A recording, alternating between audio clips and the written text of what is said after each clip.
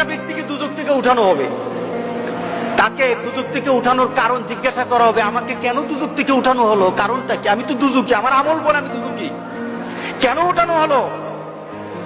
তখন সে বলবে যে আমাকে কি কোন নবী সুপারিশ করেছে? আমাকে দুজক থেকে উঠানোর জন্য নবীকে সুপারিশ করেছে? ফেরেশতারা বলবে না, নবী করে নাই। কে করেছে? কোন আল্লাহওয়ালা ব্যক্তি, কোন দিনদার ব্যক্তি, কোন একটা প্রসিদ্ধ আল্লাহর পছন্দের মানুষ কেউ আমার জন্য সুপারিশ করেছে? তো না, সেও করে নাই।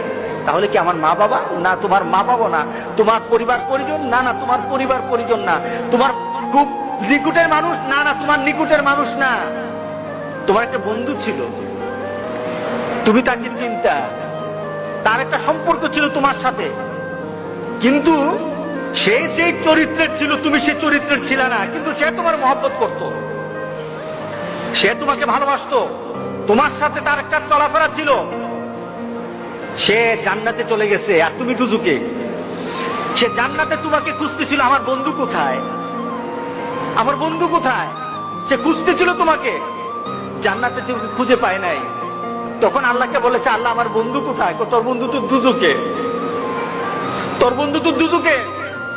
তখন আল্লাহর কাছে বলবে, মাবুদ আমি তো বন্ধু ছাড়া থাকতে পারবো না, আল্লাহু আকবার, আমি আমার বন্ধু ছাড়া থাকতে পারবো না, আমার বন্ধুকে আমি চাই, আমি আমার বন্ধুকে চাই। আখিরাতে জান্নাতীরা আল্লাহর কাছে যা দাবি করবে তাই আল্লাহ দিয়ে দিবেন।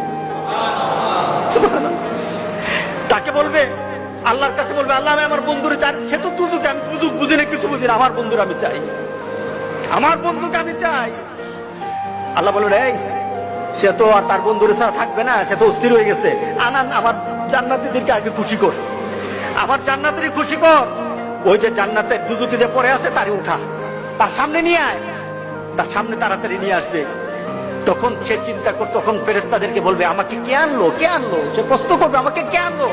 ওই যে তোমার একটা দুনিয়াতে বন্ধু ছিল, সে নামাজ পড়তো, সে দিনদারি ছিল, সে আল্লাহওয়ালা ছিল, তোমার জন্য ভালো চিন্তা করতো, কোনোদিন খারাপ চিন্তা করতো না, তোমার জন্য শুধু দুনিয়ার চিন্তা করতো না, আখিরাতের চিন্তা করতো।